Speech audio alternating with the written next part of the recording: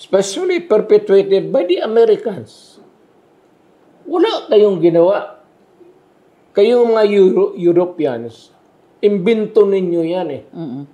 You go after yung mga post-colony, yung colony ninyo, yung tapos yung pumalit, medyo nang galit kayo kasi hindi na inyo, yun, hinahabol ninyo. Sir, lokohan rin lang naman ang pinag-uusapan natin.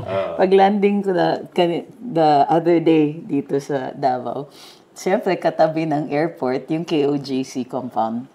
Daming pulis. So, SWAT, nakatakip ang muka, sir, nagta-traffic dun lang, yun yung bottleneck dun sa So, medyo... isa na ang kalaban nila, pastor pa. Kasi ang dami nila.